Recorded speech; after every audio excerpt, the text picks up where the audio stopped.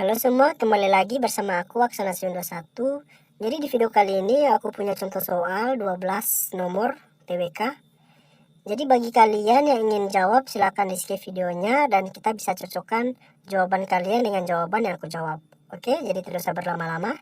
Jadi nomor 1, negara Republik Indonesia sebagai negara yang memiliki aneka budaya, adat istiadat dan suku.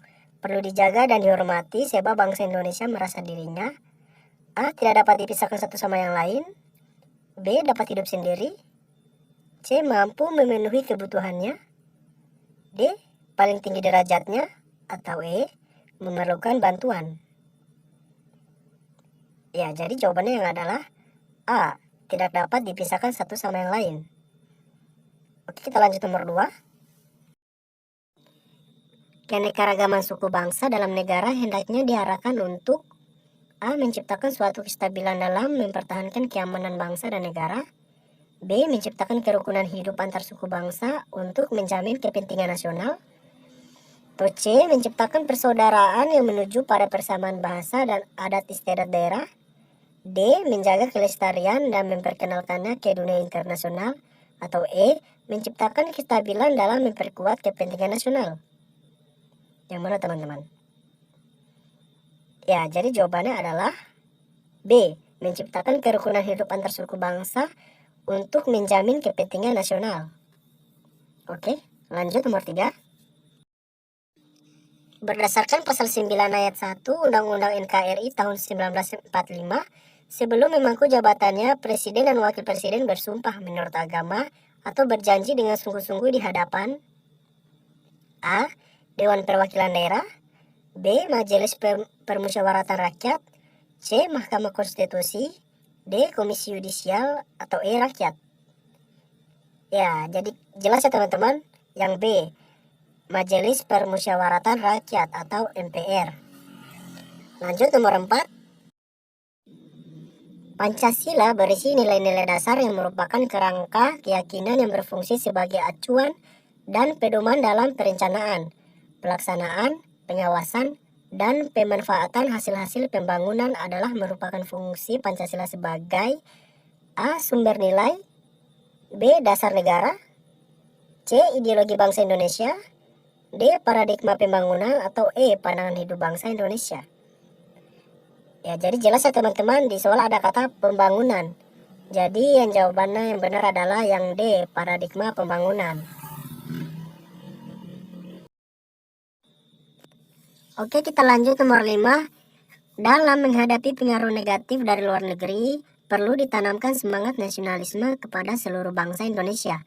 Karena dengan semangat nasionalisme bangsa Indonesia mampu A. Mempertahankan nilai-nilai luhur Pancasila, B. Menghargai bangsanya secara berlebihan, C. Memiliki rasa lebih tinggi dari bangsa lain, D. Menghadapi tantangan dari negara tetangga, atau E. Menumbuhkan sikap chauvinisme terhadap negaranya.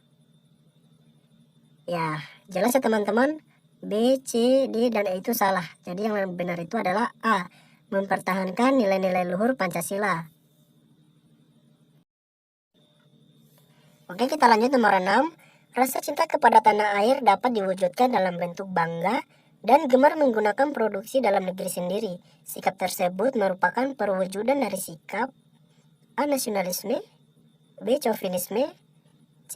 Individualisme, D. Primordialisme, atau E. Patriotisme. Ya, jadi jelas ya teman-teman, jawabannya adalah yang A. Nasionalisme. Oke, kita lanjut nomor 7. Hubungan internasional merupakan hubungan antar bangsa-bangsa di dunia yang bersifat dinamis dalam rangka menciptakan proses kerjasama internasional yang saling menguntungkan sehingga berdampak pada percapaian tujuan nasional.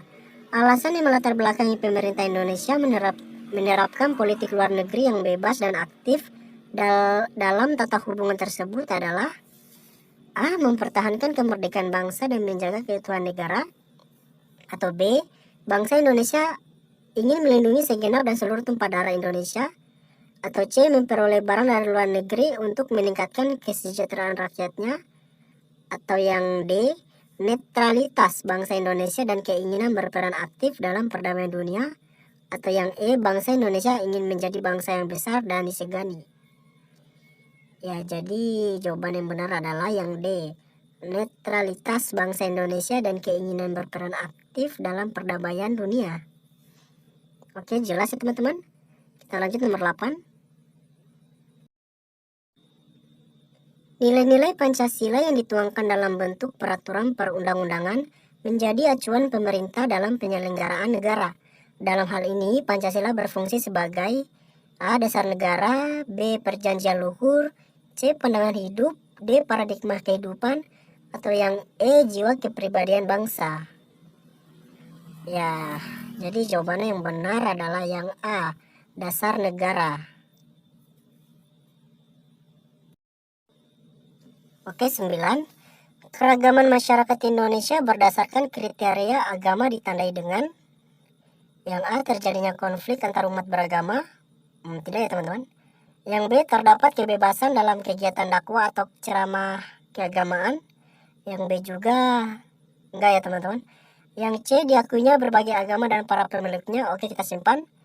D. Terdapatnya salah satu agama mayoritas di tengah-tengah masyarakat. Ini juga tidak. Atau yang E. Munculnya aliran kepercayaan yang beragam di dalam masyarakat. Yang E juga tidak. Jadi menurut aku yang benar itu adalah yang C. Diakuinya berbagai agama dan para pemeluknya. Udah jelas ya teman-teman? Yang A dan B dan D dan E itu menurut saya kurang bagus ya. Jadi kita lanjut nomor 10.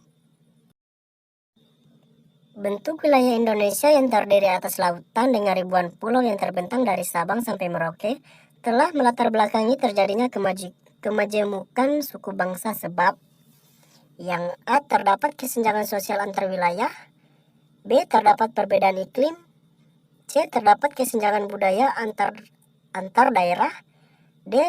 Tersendatnya komunikasi antar wilayah, atau yang E. Antar wilayah terjadi isolasi geografis. Ya, jadi jawaban yang mana teman-teman? Coba tebak. A, B, C, D, atau E kah? Ya, jadi yang benar adalah yang E. Antar wilayah terjadi isolasi geografis. Oke, jelas ya? Kita lanjut nomor 11. Masyarakat Indonesia yang majemuk memiliki potensi terjadinya konflik akibat keberagaman perbedaan. Konflik dalam masyarakat tersebut dapat diminimalisasi apabila perbedaan yang ada di dalam masyarakat dilandasi dengan sikap A. Loyalitas yang berlebihan terhadap agama, keluarga, suku, bangsa. Nomor A ini, maksudnya yang A ini kurang tepat ya. B. Mengunggulkan budaya masyarakat tertentu. Yang B juga tidak. C. Saling menghormati dan menghargai perbedaan antar warga masyarakat. Oke, yang C ini kita simpan. D. Saling menghormati dan menghargai item kelompok. Yang D juga tidak ya. E. Mengembangkan sikap toleransi terhadap satu kelompok agama tertentu. Ya jelas salah ya. Jadi yang tepat adalah yang C. Saling menghormati dan menghargai perbedaan antar warga masyarakat. Oke, kita lanjut nomor terakhir, nomor 12. Oke teman-teman, jadi nomor 12 adalah nomor terakhir. Indonesia terdiri dari bermacam suku. Semua suku tentu mempunyai keunikan dan kelebihan masing-masing. Apabila di suatu daerah terdapat saling berselisihan karena saling meremehkan antar suku, maka hal ini merupakan salah satu contoh pelanggaran sila yang A. Ketuhanan yang Maha Esa, B. Kemanusiaan yang adil dan beradab, C. Persatuan Indonesia, D. Kerakyatan yang dipimpin oleh kebijaksanaan dan permusyawaratan perwakilan, atau yang E. Keadilan sosial bagi seluruh rakyat Indonesia. Ya, jadi di soalnya adalah apabila di suatu daerah terdapat saling berselisihan karena saling meremehkan antar suku. Ya, jadi jelas nomor 2 ini akan membaca persatuan ya teman-teman. Jadi paling yang tepat adalah yang C. Persatuan Indonesia. Oke teman-teman, jadi videonya segitu saja. Cuma 12 nomor. Jadi bagi kalian yang ingin mendapatkan NIP tahun ini, tetap berusaha, berjuang, belajar. Jangan pantang menyerah. Karena usaha tidak akan pernah mengkhianati hasil. Oke, sekian dari saya. Terima kasih. Wassalamualaikum warahmatullahi wabarakatuh.